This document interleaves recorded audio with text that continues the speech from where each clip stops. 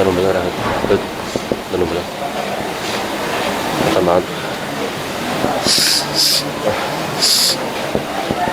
Sih.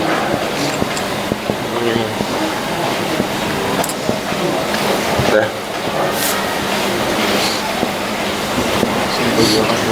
Apa?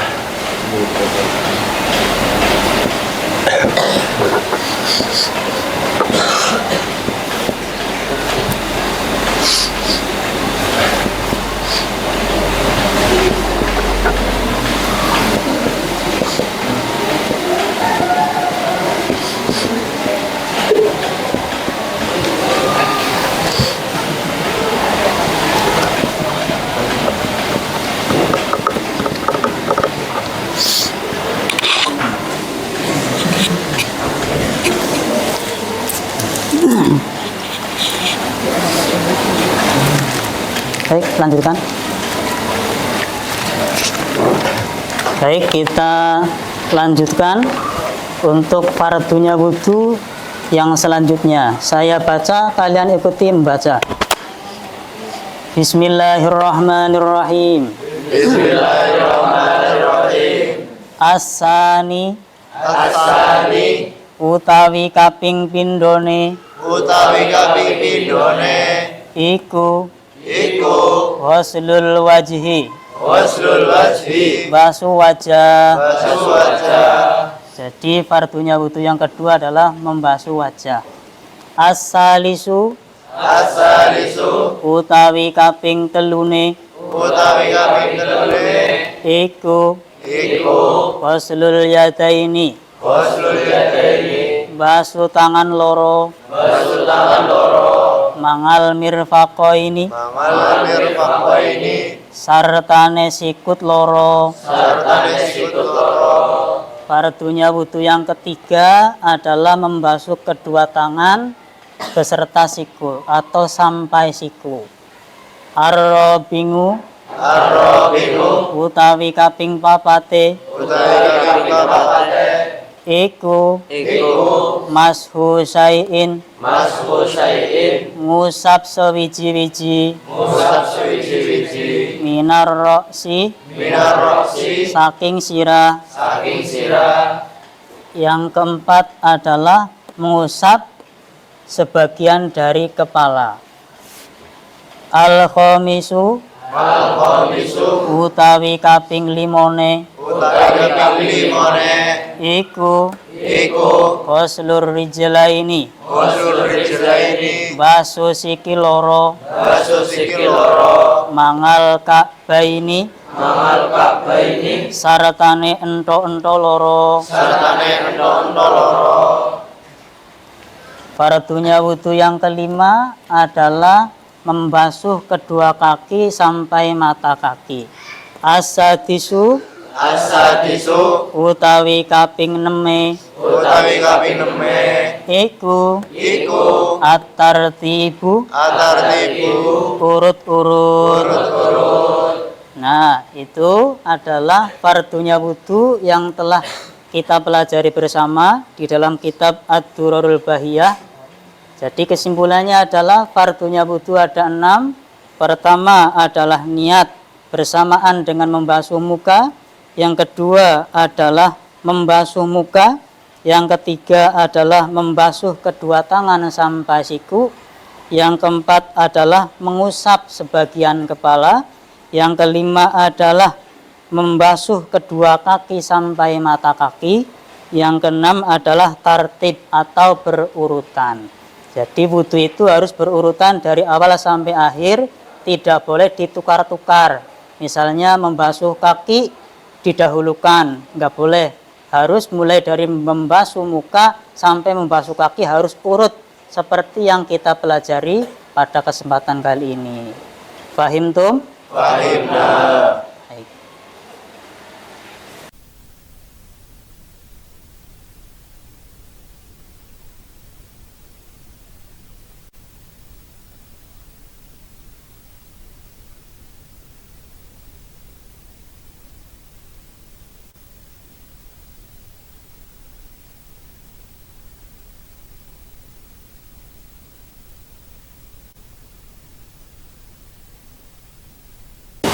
Assalamualaikum warahmatullahi wabarakatuh. Perkenalkan, nama saya Fobingin. Saya santri Pondok Pesantren Al-Kahfi Somalangu, dan saya adalah termasuk dari Ustadz yang mengajarkan Arab Pegon di Pondok Pesantren Al-Kahfi Somalangu. Biasanya adalah mengajarkan mulai dari dasar sampai kepada mereka yang sudah mahir untuk belajar membaca Arab Pegon. Biasanya di Pondok Pesantren Al-Kahfi Somalangu itu ada dua sistem pengajaran, ada bandungan dan ada sorogan. Nanti ketika bandungan dan sorogan, santri itu dituntut atau diperintahkan supaya menggunakan cara penulisan Arab Pegon. Sebelumnya akan saya terangkan bahwa Arab Pegon itu adalah huruf berbahasa Arab yang digunakan untuk menulis bahasa Jawa. Jadi hurufnya Arab tetapi untuk menulis berbahasa Jawa. Nah, Arab Pegon sendiri itu adalah warisan dari ulama-ulama kita terdahulu, mulai dari zaman Wali Songo. Mereka mengajarkan ajaran Islam di Pulau Jawa itu sudah menggunakan, ditradisikan menggunakan Jawa Pegon, Arab Jawa Pegon itu, dan diwariskan sampai sekarang masih menjadi tradisi di setiap pesantren, termasuk salah satunya di pesantren Al-Kahfi Somalangu itu, jika dalam kesehariannya itu menggunakan Jawa Pegon. Baik seperti dari yang saya terangkan di awal, bahwa ngaji di Al-Kahfi itu ada dua sistem, yaitu bandungan dan sorogan, dan keduanya itu pasti menggunakan Arab Jawa Pegon itu, Arab Pegon itu. Dalam menulis atau memaknai kitab, mereka itu pasti menggunakan Arab Pegon, baik dalam sorogan ataupun bandungan. Mulai dari dasar, mereka santri Al-Kahfi Somalangu itu biasanya adalah ngajinya kitab Ad-Durarul Bahiyah. Ketika ngaji kitab Ad-Durarul Bahiyah, Jawa Pegonnya itu masih kental. Artinya mereka itu dalam menulisnya itu masih sangat lengkap sekali. Bahkan ada yang menulis dicampurkan dengan masih berharokat. Itu mereka karena apa? Karena mereka masih santri baru, masih santri yang belum terlalu mahir. Artinya mereka itu masih tahap belajar, tidak apa-apa. Tetapi nanti ketika sudah masuk ke jenjang berikutnya, mereka semakin mahir. Ada di kitab Safina, ada kitab Takrib, ada kitab Fathul Mungin, ada kitab Mahali. Mereka terus memang ditradisikan dalam memaknai kitab atau memberikan makna dalam kitab-kitab mereka itu menggunakan Arab Pegon. Seperti itu.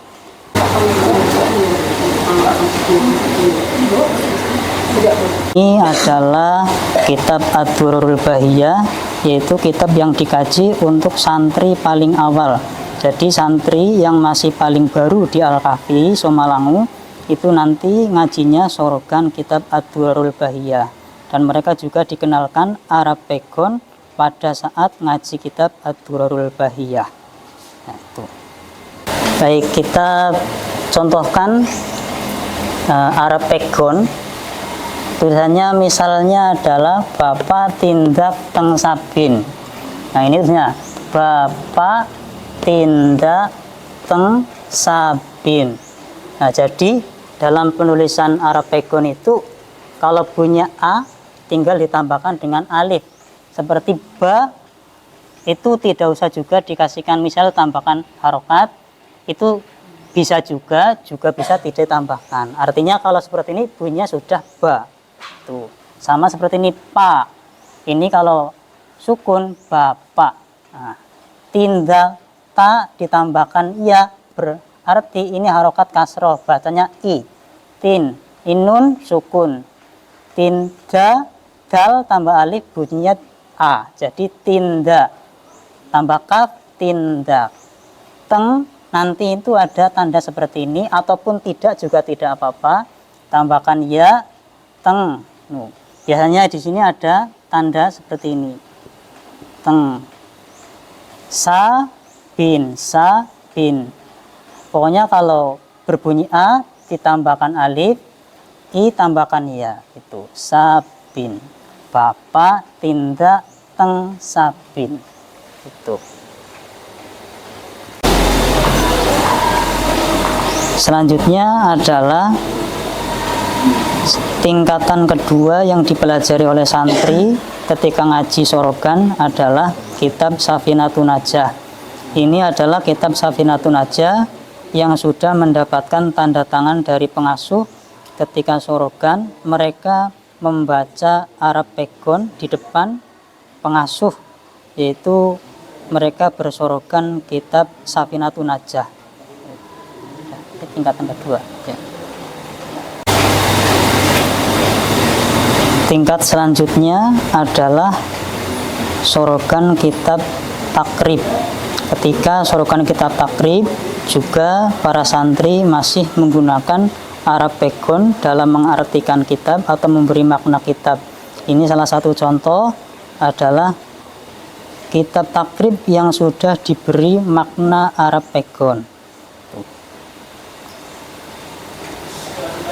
Ada yang ketiga aja.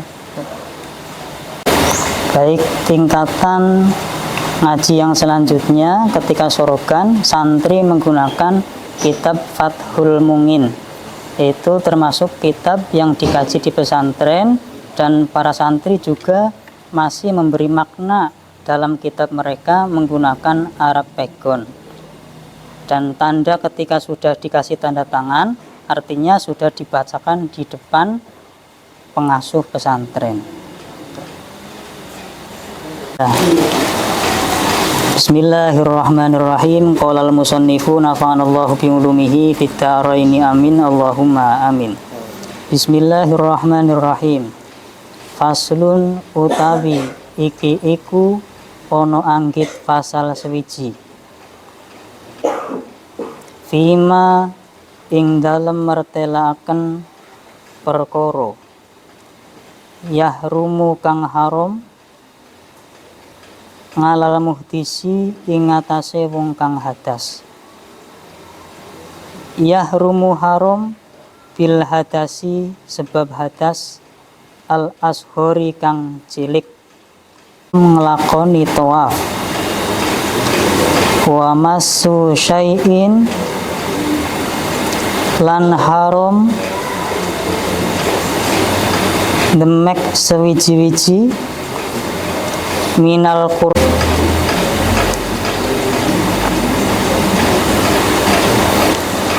man utawi sapane wong wihadas akbaru kang gede kelawan nejo moco Al-Qur'an wa tazidu lan nambahi sopo alha itu wong kang haid wan nufasa'u lan wong kang nifas hurmatas saumi ing haram nglakoni puasa wal mururu lan haram li sopo mar'ah talwisahu ing tumetese getih wal istimtangu lan haram ya. Ini bebas kamu di sini ya. Iya di sini sing tanda tangan dia sing apa gitu ya, ruangan ambil min bisa lah kasih kalingan kan.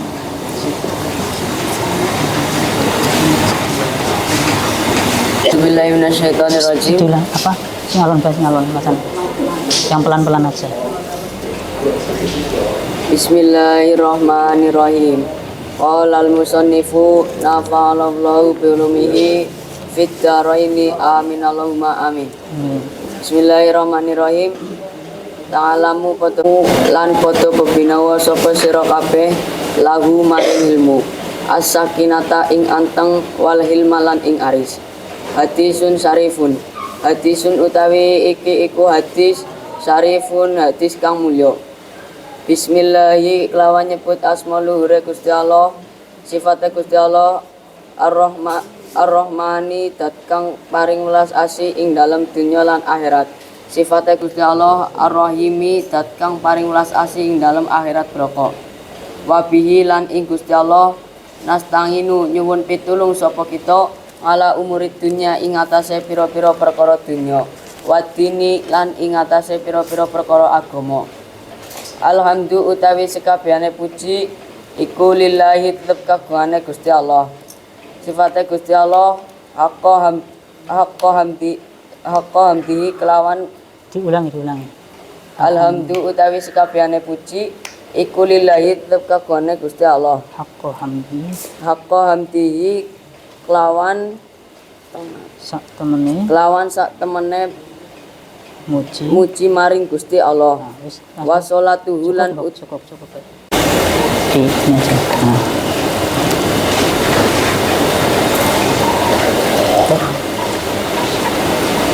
Bismillahirrahmanirrahim. Qala al-musannifu nafa'anallahu bi 'ulumihi fid dini. Diulangi terus.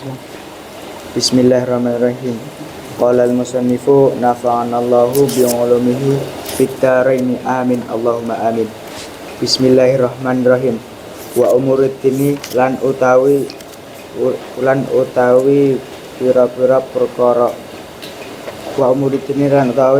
perkara agama iku arba'atun jumlahe ana papat. Andirupane arba'ah ahaduha utawi kawitane arba'ah iku asyidku temen bil qasdi kelawan sejo. Wal maknahu lan utawi maknane asyidku bil qasdi iku al ibadatu ngelakoni ibadah oleh ngelakoni ibadah biniyati kelawan niat wal ikhlasi lan kelawan ikhlas. Wa taniha utawi kaping papate arba'ah Ping pindho. taniha utawi kaping pindhone arba'ah iku sihatul aqdi benere akidah. Wa maknahu lan utawi maknane sihatul aqdi iku ayang takida yen to nekodake sapa wong anallaha ing temen setuhune Gusti Allah iku wahidun zat kang suci tanpa wilangan. Wa annahu lan temen setuhune Gusti Allah iku muttasifun zat kang bersifatan bikul kamalin kelawan saben-saben sifat kang kesempurnaan. Munazzahu tur zat kang den bersihake angkul linuqsanin saking saben-saben sifat kang sifat kekurangan.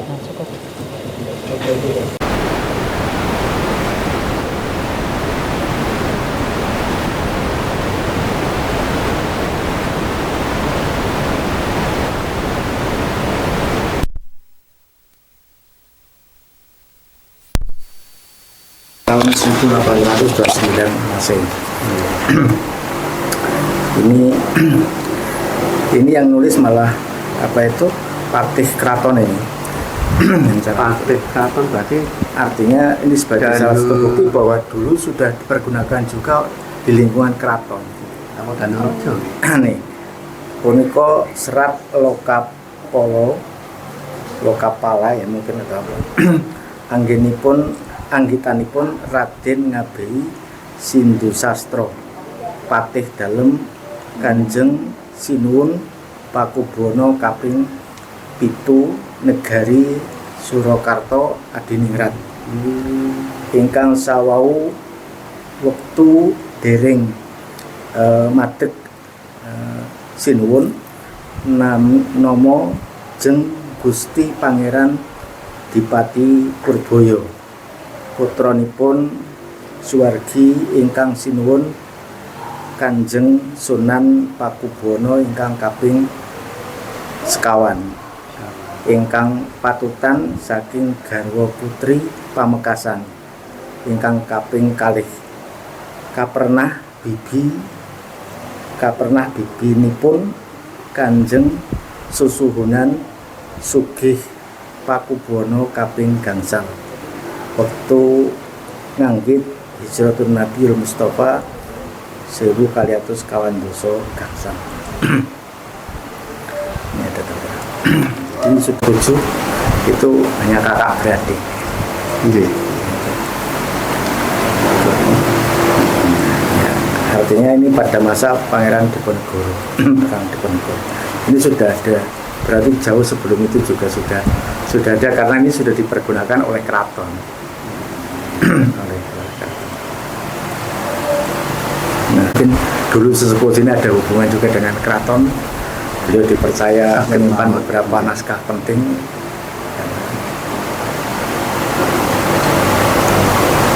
Karena ini juga era Demak ya, masih Alat-alat untuk pada waktu perang Jawa itu dipergunakan untuk alat yang digunakan oleh pasukan Diponegoro gitu. iya untuk melawan Belanda, termasuk doa-doa, strategi dan sebagainya ada di sini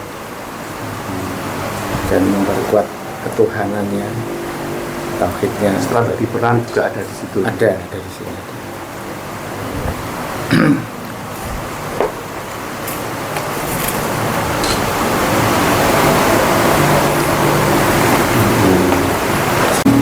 Tadi kita sampaikan apa? Serat Lokapolo. Seratnya Lokapolo. Isinya juga macam-macam, di sini keterangan banyak sekali. Ini Yun Sewu, kalau suatu saat kami alih aksara kemudian alih bahasa, Iya.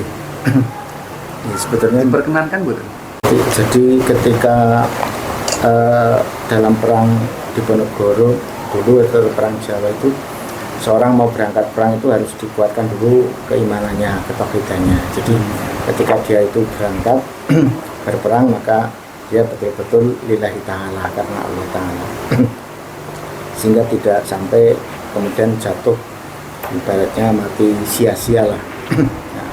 Disemangati, dimotivasi, mental kuatkan ya. gitu. Terus kemudian setelah ketauhidannya kuat, lalu kemudian doa-doa yang disertakan juga harus disiapkan, lalu diberikan pemahaman strategi. Misalkan kalau hari ini, hari Selasa misalkan umpamanya musuh biasanya datangnya dari arah ini. Nah, cara menghadapinya harus dari sini. Ada petung sendiri. Ada petung-petung seperti itu. Nah, sehingga ya itu yang termasuk menjadikan sulitnya Belanda dulu untuk untuk membasmi perlawanan para kaum santri segala macam, karena diantaranya strategi-strategi seperti itu.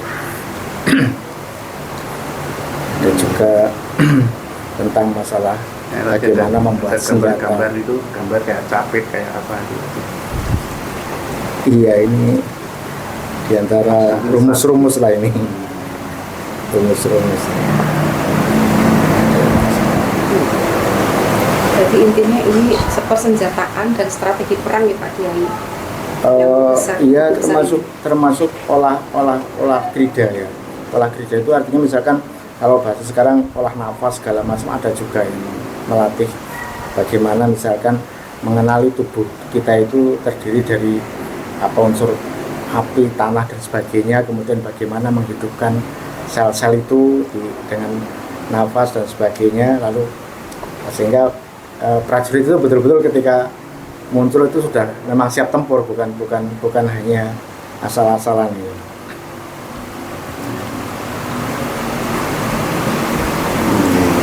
Berarti bukan hanya wadah saja nih Pak Yai, tapi dalamnya pun sudah diisi ya. Iya, diantaranya itu sudah Ya, siap pastilah. lahir.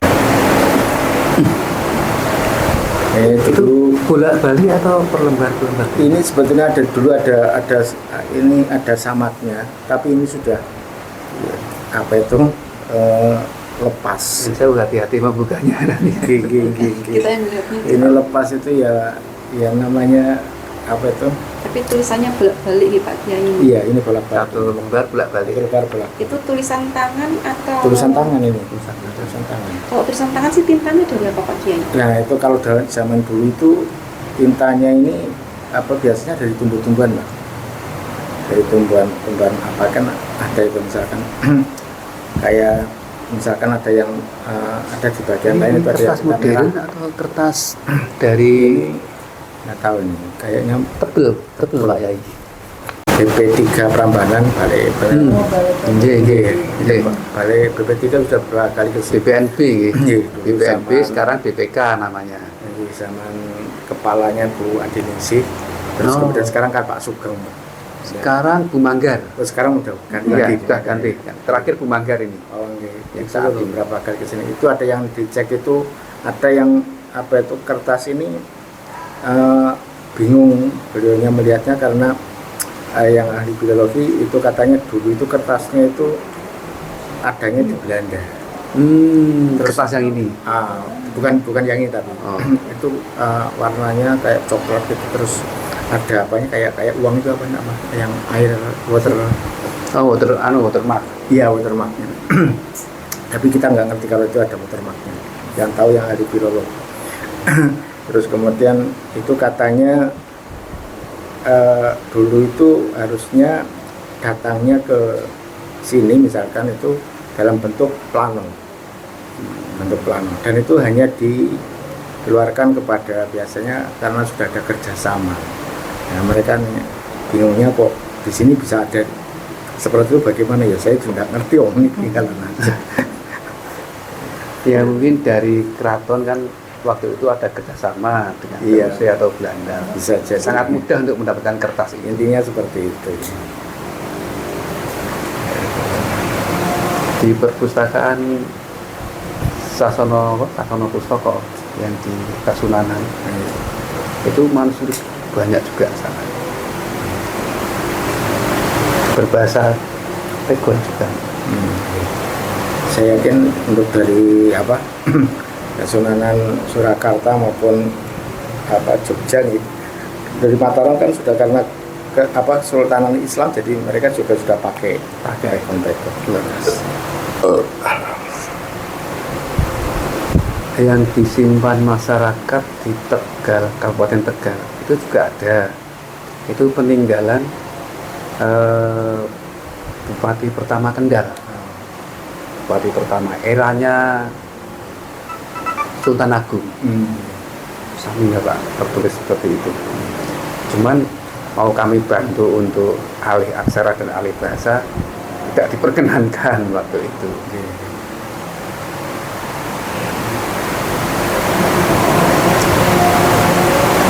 Saya sendiri saya sendiri membaca kayak ini Sorry. juga tidak mesti semuanya bisa terbaca, karena kan modelnya ini ada yang berbeda dengan model sekarang ini. Oh, mungkin penandaannya atau apa? Iya, penandaannya.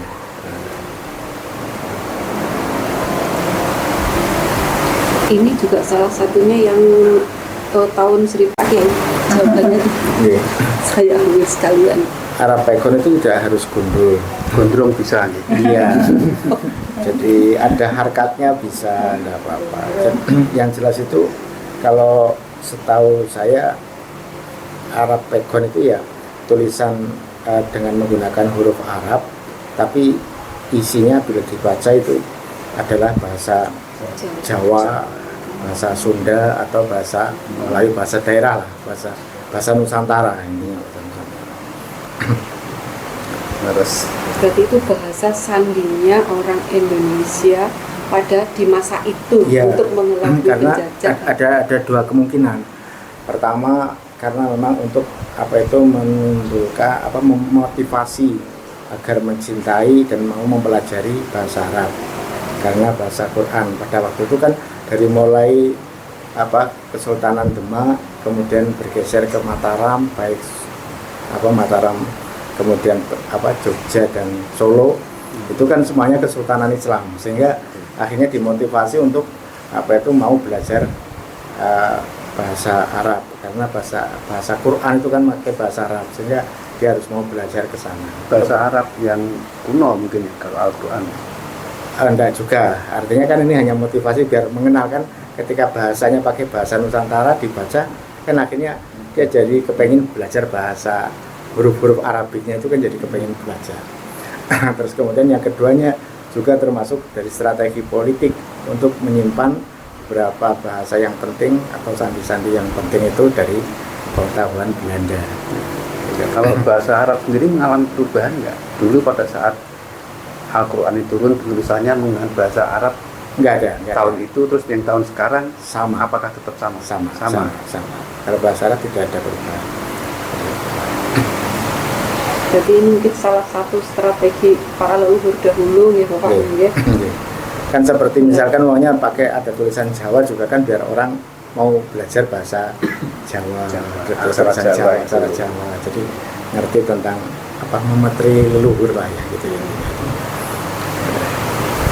Kalau zaman dulu untuk komunikasi menggunakan surat menyurat pakai pegon gini. Iya, surat menyurat pakai. Jadi kalau surat menyurat terkadang kalau pakai bahasa Arab redaksinya walaupun tulisannya Arabik tapi pakai bahasa Arab materinya isinya itu tidak disebut pegon. Tapi kalau Tulisannya. kalau dibaca itu berbahasa daerah, misalkan bahasa Jawa, bahasa Sunda, bahasa Melayu atau bahasa mungkin Sulawesi segala macam itu disebut dengan pegon. Di-scan semua, di-scan semua. Ini kan mumpung Pak